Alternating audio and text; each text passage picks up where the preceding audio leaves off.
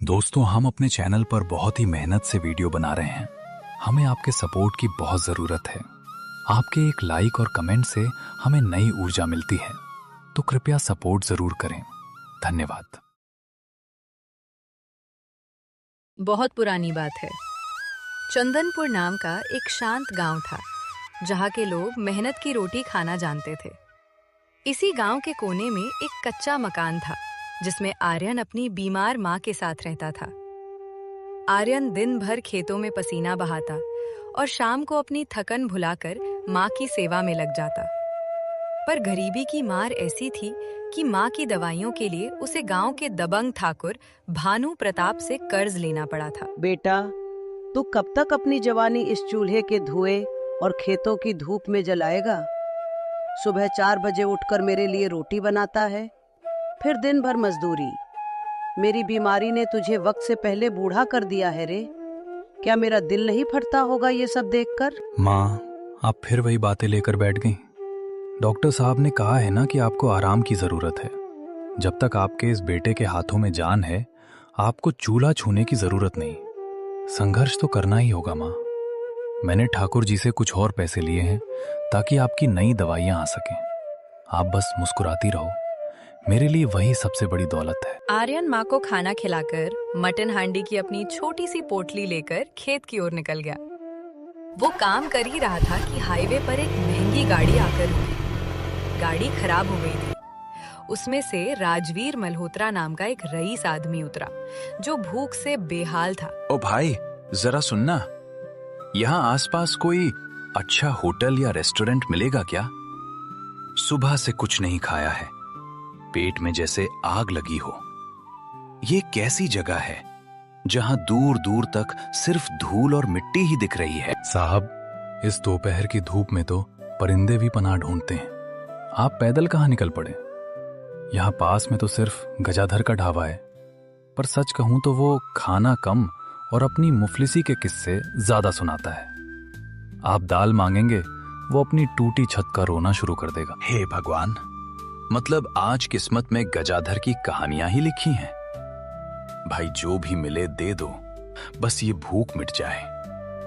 रुको, ये खुशबू, ये लाजवाब खुशबू कहां से आ रही है? ये तो किसी 5 स्टार होटल जैसी महक है। ओ भाई, तेरी इस पोटली में क्या है?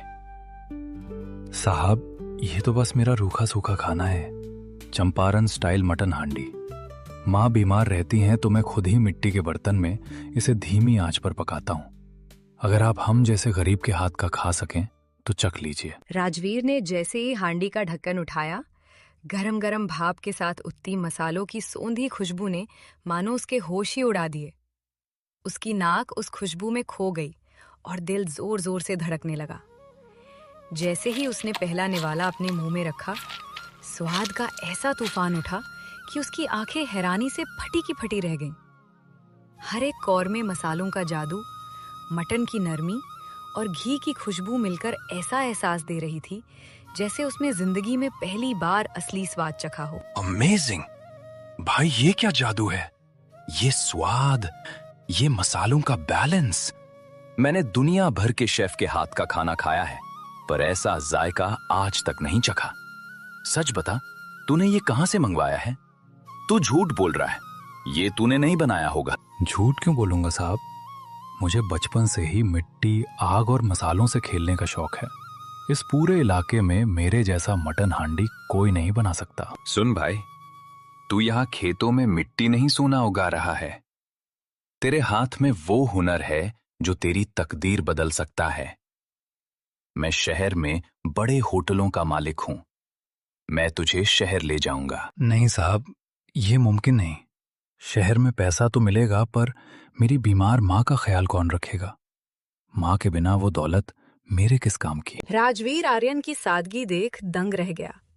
उसने तय किया कि अगर आर्यन शहर नहीं जा सकता, तो शहर का व्यापार गांव में आएगा। उसने आर्यन को हाईवे किनारे गरीब मटन हांडी वाला नाम से ठेला लगाने की सलाह दी और सारा सामान खुद दिलवाने का वादा किया। अगले ही दिन राजवीर मल्होत्रा ने आर्यन के लिए एक शानदार ठेला मिट्टी की नई हांडियां, चूल्हा और बेहतरीन मसालों का इंतजाम कर दिया। हाईवे किनारे एक बोर्ड लगा, गरीब मटन हांडी वाला। खुशबू ऐसी फैली कि ट्रक ड्राइवर से लेकर लग्जरी गाड़ियों वाले भी रुकने लगे। आर्यन के हाथ का जादू चल गया था। लेकिन जहां कामयाबी होती है, वहां दुश्मन भी पैदा हो जाते हैं। ओए छोकरे, बड़ी रौनक लगा रखी है यहाँ। कल सुबह तक तो भीगी बिल्ली बना फिर रहा था और आज शाम होते ही शहर का नवाब बन गया। पैसा नहीं था तेरे पास माँ की दवाई के लिए, तो ये मटन और ये कोयले के आसमान से बरसे हैं रे। ठाकुर जी, राम राम। साहब, वो एक शहर के बाबू थे, उन्होंने ही मेरी मदद की है। बस ये छोटा सा काम शुरू किया है ताकि आपका कर्ज उतार सकूं। मैंने कहा था ना, 1 हफ्ते में पाई पाई चुका दूंगा। अरे ठाकुर जी, इसकी मीठी बातों में मत आइए, ये तो बड़ा चतुर निकला। देखिए, पूरा गांव इसके पीछे पागल है। मेरा ढाबा वीरान कर दिया इसने। ये कह रहा है 1 हफ्ता। हुजूर, लक्ष्मी तो साक्षात इसके ठेले पर बरस रही है। अपना हाथ बढ़ाइए और अभी समेट लीजिए, कल का इंतजार क्यों करना। सही कह रहा है गजाधर। ओ आर्यन, निकाल सारे पैसे, जितना आज कमाया है और जितना कल के लिए रखा है, सब अभी मेरे हाथ पर रख। मेरा कर्ज और उसका बढ़ा हुआ ब्याज सब अभी चाहिए। अनर्थ मत कीजिए ठाकुर जी, अभी तो काम शुरू ही किया है। अगर सारे पैसे आज ही ले लेंगे तो कल के लिए माल कहां से लाऊंगा? काम कैसे चलेगा साहब? थोड़ा समय तो दीजिए। समय मांगता है। कल जो रो रहा था वो नाटक था क्या? मुझे इससे मतलब नहीं कि तेरा काम कैसे चलेगा। तू कल से चाहे फिर मजदूरी कर या सड़क पर कटोरा लेकर भीख मांग, मुझे मेरे पैसे अभी चाहिए।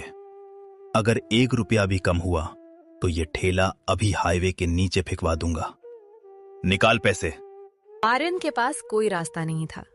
उसने कांपते हाथों से अपनी पूरी कमाई ठाकुर के हवाले कर दी। ठाकुर और गजाधर हंसते हुए चले गए। आर्यन टूट चुका था। वो रात भर सो नहीं पाया और अगली सुबह फिर से वही पुरानी कुल्हाड़ी उठाकर लकड़ी काटने जाने लगा। बेटा, तू लकड़ी काटने कहाँ जा रहा है? कल तो तू कह रहा था कि तेरी अपनी दुकान खुल गई है। बहुत खुश था तू कल, फिर अचानक ये उदासी क्यों? क्या वो शहर वाले बाबू चले गए? माँ, मेरा नसीब ही खराब है। कल शाम ठाकुर और गजाधर आए थे। उन्होंने डरा धमका कर सारी कमाई छीन ली। अब मेरे पास न 1 रुपया बचा है, न कल का हौसला।